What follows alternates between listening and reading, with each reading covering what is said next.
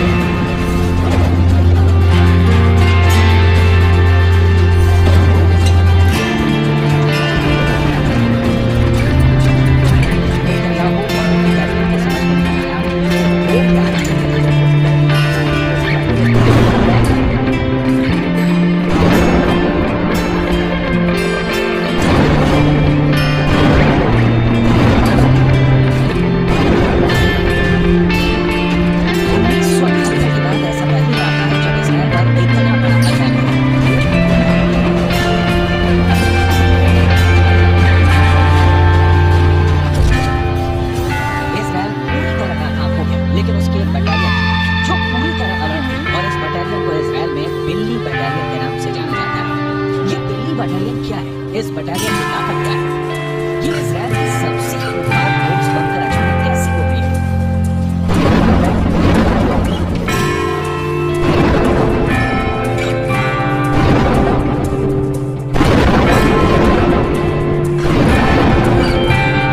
ये समझने के लिए सबसे पहले 7 अक्टूबर का ऑपरेशन देखिए, जब हमास ने इजराइल पर एक साथ 5000 रॉकेट दागे।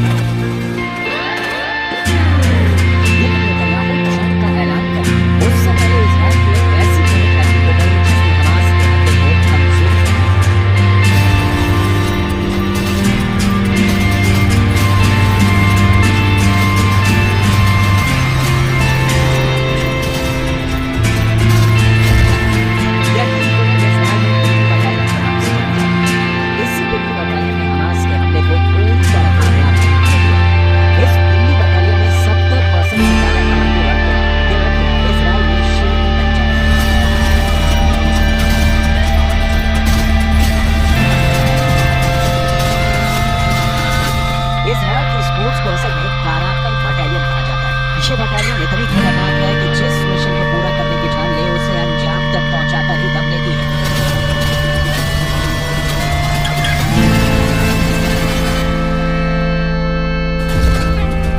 इस बार भी यही हुआ। 7 अक्टूबर को हुए हमले के बाद बिल्ली बटालियन एक्टिव हुई और उसकी 13 कमांडो लड़कियों ने हमास के 100 लड़ाकों को मार दिया।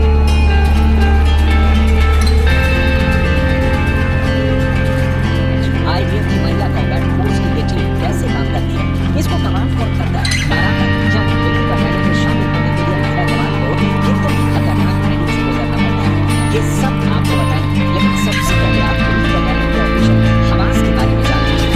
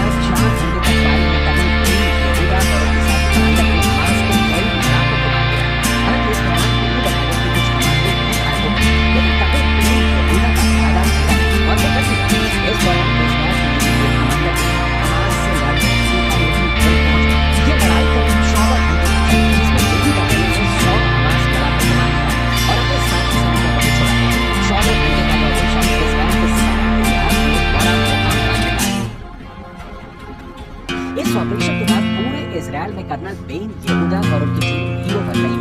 हर कोई इजराइल की इस बिल्ली बटालियन की तारीफ कर रहा है, लेकिन ये पहली बार नहीं है जब कर्नल बेन यहूदा इतनी बहादुरी के साथ लड़ और अपने सैनिकों की जान बचाई।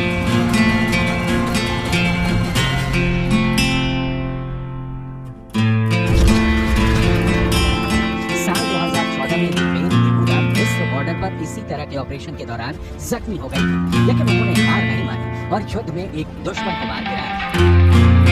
इजराइल की बिल्ली बटालियन वाकई बहुत खतरनाक फोर्स है। अब ये भी समझ लीजिए कि ये बिल्ली बटालियन काम कैसे करती है। दरअसल इसके तैनात बटालियन महिला और पुरुष दोनों सैनिक मिलकर काम करते हैं। किसी भी ऑपरेशन को अंजाम देने में खास बात है कि इस बटालियन में महिलाओं की तादाद पुरुषों की तुलना में काफी ज्यादा है।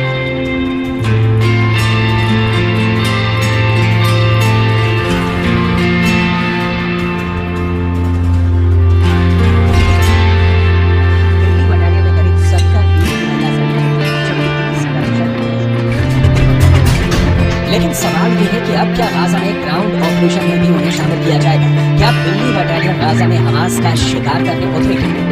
मिस्र के बॉर्डर पर बिल्ली बटालियन ने जिस तरह से ऑपरेशन को अंजाम दिया है, हो सकता है उसके बाद नेतन्याहू इस यूनिट को गाजा में ग्राउंड ऑपरेशन के लिए भेजना चाहे, क्योंकि इजराइल के सामने गाजा का हमास सबसे बड़ा दुश्मन है। लेकिन नेतन्याहू के सामने मुश्किल ये है कि गाजा के बाहर हिजबुल्लाह ताक लगाए बैठा है कि कब इजराइल पर हमला किया जाए।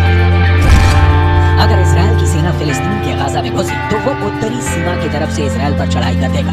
इजराइल और लेबनान के बीच करीब 130 किलोमीटर लंबा बॉर्डर है। यहाँ संयुक्त राष्ट्र की शांति सेना तैनात रही है, इसमें भारत की फौज भी शामिल है। इस वक्त इजराइल को गाजा से ज्यादा इस बॉर्डर की टेंशन है, क्योंकि अगर इजराइल गाजा में घुसा तो हिजबुल्लाह उत्तर की तरफ से इजराइल पर हमला बोल देगा। लेकिन इस वक्त इजराइल के सिर पर बदले का कदम सवार है। इजराइल एक के बाद एक हमले गाजा पर कर रहा है। इस वक्त 42% गाजा बर्बाद हो गया है। रोजाना सैकड़ों लोगों की जान जा रही है। फिलिस्तीन के स्वास्थ्य विभाग का दावा है कि पूरा मेडिकल सेटअप तबाह हो चुका है। गाजा के अंदर खून खराबा जारी है, जंग यूं ही जारी है तो बर्बादी के आंकड़े बढ़ना तय है। फिलहाल गाजा में हमास को मारने के लिए बमबारी के बीच इजराइल और हिजबुल्लाह दोनों तरफ से इंतजार किया जा रहा है कि पहला हमला कौन सा